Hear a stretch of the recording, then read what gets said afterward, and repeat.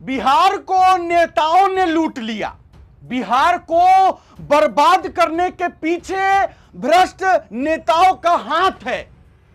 क्या यह पूरे तरीके से सच है?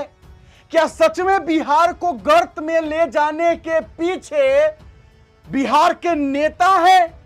क्या यह पूरा सत्य है? मैं कहूंगा नहीं। बिहार को बर्बाद करने के पीछे अगर नेता है तो मुझे जरा यह बताइए कि उन नेताओं को चुनने का काम किसने किया? अगर कहते हैं कि बिहार को या बिहार में जंगल राज की स्थापना लालू प्रसाद यादव ने किया था, तो लालू प्रसाद यादव को मुख्यमंत्री बनाने का काम किसने किया था? अगर कहते हैं कि बिहार में अभी सबसे भ्रष्टतम सरकार है और भ्रष्टाचार अपने चरम सीमा तक पहुंच गया है, और इसके पीछे का वजह अभी के सरकार एनडीए गठबंधन पर यह आरोप लगाया जाता है, तो सवाल यह है कि एनडीए की सरकार किसने बनाई? अगर बिहार के नेता बिहार को डुबो दिए तो उन नेताओं को चुना कौन है भाई? आप और हम। तो जाहिर सी बात है कि आप सिर्फ नेताओं को दोष नहीं दे सकते हैं, सिर्फ नेताओं को दोषी नहीं ठहरा सकते हैं, क्योंकि बिहार को बर्बाद करने के पीछे सिर्फ नेताजी नहीं है, बल्कि हम और आप दोनों हैं। एक उम्मीद, बिहार के लोगों की एक उम्मीद बनकर आई है जन सुराज। अब क्यों मैं ऐसा कह रहा हूं कि एक उम्मीद सिर्फ जन सुराज ही है? तो चूंकि जन सुराज के सूत्रधार प्रशांत किशोर जी 7 वादे किए। पहला उनका घोषणा पत्र है जिसमें उन्होंने घोषणा में 7 ऐसे वादे किए हैं कि शायद अगर जन सुराज की व्यवस्था बनती है और इन 7 कामों पर अगर जन सुराज मुहर लगा देती है सरकार बनने के बाद, तो बिहार की दशा और दिशा जरूर बदल जाएगी। वो 7 काम कौन से हैं? पहले हम आपको सुनाते हैं जन सुराज के सूत्रधार प्रशांत किशोर जी को, और फिर इस पर चर्चा करेंगे कि क्या सच में इसके बाद बिहार की तस्वीर बदलेगी। सुनिए पहले प्रशांत किशोर जी को।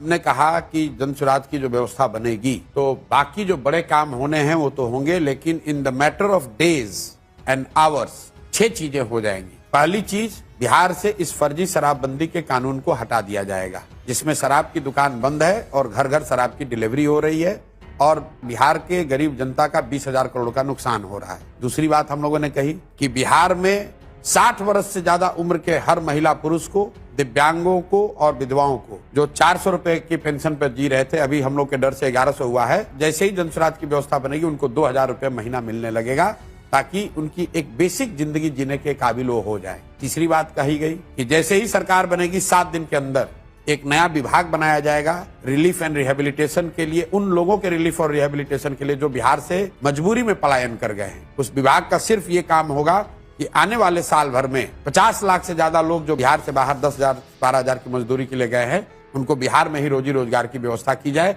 उनको बाहर न जाना पड़े। चौथा काम ये किया जाएगा, जिस गांव में भी सरकारी विद्यालय की हालत खराब है वहां गरीब लोगों को ये सुविधा दे दी जाएगी कि जब तक सरकारी विद्यालय आपका नहीं सुधरता है, आप अपने बच्चे को अपने इलाके के प्राइवेट स्कूल में भेजिए, उसका फीस सरकार भरेगी। 5वां चीज ये किया जाएगा कि जो लोग भी खेती कर रहे हैं, जो लोग भी खाने वाली खेती से कमाने वाली खेती में मूव करेंगे, मतलब जो धान गेहूं ज्वार बाजरे की खेती को छोड़कर कैश क्रॉप की खेती में जाएंगे, उनको मनरेगा के तहत मजदूर मुफ्त कर दिए जाएंगे। और 6वीं और अंतिम बात, जितने भी लोग यहाँ पर रोजी रोजगार करना चाहते हैं, जो महिलाएं हैं, युवा है, उसको हम लोग भीख नहीं देना चाहते हैं। उसको ये कहते हैं कि आप कर्ज लीजिए, कर्ज पर आपको 10% 12% ब्याज नहीं लगेगा, 4% ब्याज लगेगा। 4% ब्याज पर आपको कर्ज मिल जाएगा, ताकि आप अपने घर में अपने पैर पर खड़े होइए, रोजी रोजगार कीजिए, ताकि आपको सरकारी नौकरियों का मुंह ना देखना पड़े, फैक्ट्री लगने का इंतजार ना करना पड़े। ये 6 चीज जन सुराज के आने के मैटर ऑफ डेज में कर दिया जाएगा। और एक अंतिम बात, जो 100 सबसे भ्रष्टतम नेता और अफसर हैं, उनकी सूची बना दी गई है। जैसे ही सरकार बनेगी स्पेशल कानून बनाया जाएगा, स्पेशल कोर्ट बनाए जाएंगे, और साल भर के अंदर न सिर्फ इन पर कार्रवाई होगी, इनके और इनके परिवार के पास जो बिहार से लूटा हुआ पैसा है उसको जब्त किया जाएगा, बिहार के खजाने में जमा किया जाएगा। और इस काम को करने के लिए कुछ दिन से ज्यादा नहीं चाहिए, इसलिए मैंने कहा है जन स्वराज की जब घोषणा पत्र आएगा उसमें लिखा होगा मैक्सिमम 100 दिन के अंदर ये सातों काम नहीं हम लोगों ने कंप्लीट किया तो 100 दिन के बाद इस सरकार को इस्तीफा दे देना होगा। आप जो ये घोषणा पत्र का पहला घोषणा होगा। मैं आपके चैनल पे पहली बार कह रहा हूं, किसी को बहुत बड़ी बात है कि हम लोग 5 साल हम लोग रिप्ले करेंगे बिल्कुल 100 दिन के 100 दिन के अंदर अगर ये 7 काम आपको नहीं दिखेगा तो आप 5 साल मत इंतजार कीजिए, 2 साल इंतजार मत कीजिए, 100 दिन के अंदर इस सरकार को इस्तीफा दिलवा दीजिए। पहला है फर्जी शराब बंदी। बात तो सही है, बिहार में कहने को है कि बिहार में शराब बंदी है, लेकिन ये आप भी जानते हैं और हम भी जानते हैं कि बस सिर्फ एक कॉल लगेगा और होम डिलीवरी आपके घर दारू पहुंच जाएगा, चाहे छोटका हो चाहे बड़का हो, मिल जाएगा। तो इस फर्जी शराबबंदी से बिहार को क्या फायदा? नीतीश कुमार जी ने शराबबंदी इसलिए किया था ताकि जो शराब पी करके इधर उधर घूमने वाले लोग हैं, जो गाली गलौज करने वाले लोग हैं, जो झगड़ा झंझट करने वाले लोग हैं, वो कम से कम शराब न पिएंगे तो इससे जो है झगड़ा झंझट खत्म होगा। या फिर जो दिन भर 400 रुपया मेहनत से कमाते थे और रात को उस 400 रुपया का दारू पी जाते थे और जाकर अपनी पत्नी से झगड़ा करते थे, तो नीतीश कुमार जी ने सोचा कि अगर शराब बंदी कर देते हैं तो कम से कम महिलाएं खुश हो जाएंगी, ये सोचेंगे कि मेरे पतिदेव जो है दिन भर जो 400 रुपया कमाते हैं वो 400 रुपया ला के हमको दे देंगे, दारू नहीं पिएंगे। लेकिन नीतीश कुमार जी का यह शराबबंदी बिल्कुल फेल हो गया। 400 रुपया जो दिन भर कमाने वाले मजदूर हैं, पहले जो शराब 400 रुपया में हो जाता था अब उसका दाम 800 रुपया हो गया। यानी कि मजदूर जी 2 दिन कमाते हैं तब पी पाते हैं, मतलब पूरा कोटा नहीं तो थोड़ा ही पी पाते हैं। तो इस शराबबंदी से फायदा क्या हुआ? अगर शराबबंदी करना ही था तो उसके लिए सख्त कानून भी होने चाहिए थे, लेकिन यहां पर नीतीश कुमार जी ने अपना फर्ज तो निभा दिया शराबबंदी करके, लेकिन उनके अगल बगल इर्द गिर्द या उनके नीचे जो है ऐसा ही थोड़े शराब हमारे बिहार में आ जाता है। बॉर्डर पे कुछ न कुछ झोल तो होगा ना जी, ऐसी पास हो जाता है ट्रक दारू का, बिना पुलिस प्रशासन के मदद के बिना उनके मर्जी से ही निकल जाता है। हो सकता है ऐसा? नहीं, बहुत बड़ा स्कैम है। अगर शराबबंदी ही करना था तो उसका एक नियम होना चाहिए था, जैसा कि प्रशांत किशोर जी ने कहा है कि इस फर्जी शराबबंदी को हटाएंगे। और शराबबंदी अगर है, इस फर्जी शराबबंदी को हटाकर और अगर शराबबंदी करना होगा तो उसका कुछ नियम बनाना होगा, किस समय कितना दारू कौन खरीद सकता है, टाइमिंग, ये होता है कानून। दूसरा उन्होंने जो कहा 400 रुपया जो वृद्धा पेंशन, दिव्यांग या फिर विकलांग यानी दिव्यांग और वृद्धा पेंशन जो 400 रुपए है, या विधवा पेंशन योजना के तहत जो 400 रुपए पहले दिया जाता था, जो अब 1100 रुपया हो गया है जन सुराज के डर से, इसे प्रशांत किशोर जी 2000 कर देंगे।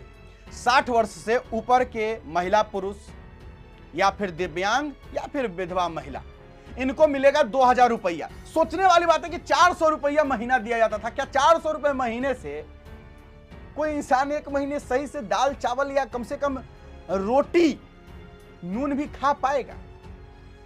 लेकिन इसे जनसुराज, प्रशांत किशोर जी कह रहे हैं कि जनसुराज की व्यवस्था बनती है तो 2000 रुपए वो लाएंगे। और सबसे बड़ी बात, इन सब के अलावा बिहार में जरूरी है तो सिर्फ 2 चीज की, जिसका नाम है पहला शिक्षा और दूसरा है रोजगार। अगर शिक्षा मिलेगा तो बच्चा खुद ब खुद अपने लिए रोजगार ढूंढ लेगा।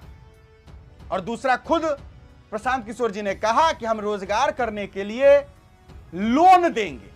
जो 10-12% पर ब्याज पर जो लोन मिलता है वो 4% पे आप लोगों को मिलेगा। अपना खुद से घर पर जो आपको करना हो, चाहे छोटा सा कोई उद्योग लगाइए, लघु उद्योग लगाइए, दुकान लगाइए या कुछ भी कीजिए, आप स्वरोजगार कीजिए, आपको खुद रोजगार मिलेगा। शिक्षा पर काम हो गया, रोजगार पर अगर काम हो गया तो बिहार की तस्वीर ऐसे ही बदल जाएगी। बिहार से जो लोग पलायन करते हैं वो सिर्फ इसलिए करते हैं क्योंकि यहाँ उनको रोजगार नहीं मिलता है, काम नहीं मिलता है, पैसे नहीं है, मजबूरी में बाहर जाते हैं। अगर उनको यही रोजगार मिले, यही शिक्षा मिले, बिहार के कितने सारे बच्चे पढ़ाई करने के लिए दिल्ली जाते हैं, कोटा जाते हैं, अगर उनको यही अच्छी शिक्षा मिले और रोजगार मिले तो क्यों जाएंगे वो बाहर? जनसुराज अपने तरफ से पूरा प्रयास कर रहा है, लेकिन बिहार को बदलने में आपका योगदान भी मायने रखता है, क्योंकि जनसुराज अपने से सरकार नहीं बना लेगी। जनसुराज की सरकार तभी बनेगी, जनसुराज की व्यवस्था तभी आएगी जब बिहार की जनता चाहेगी। आप क्या चाहते हैं कि जनसुराज की सरकार आनी चाहिए, नहीं आनी चाहिए? कमेंट बॉक्स में जरूर लिखिएगा। मेरा मानना है कि एक मौका जनसुराज को देना चाहिए, क्योंकि हमने सभी को देखा है, तो एक बार प्रशांत किशोर जी को भी देखा जाए। कमेंट बॉक्स में अपना राय विचार जरूर दीजिएगा। फिलहाल अभी के लिए इतना ही है, इजाजत दीजिए मुझे। मेरा नाम बिट्टू सिंह, आप इस वीडियो बिट्टू सिंह पर देख रहे होंगे। जय बिहार, जय हिंद।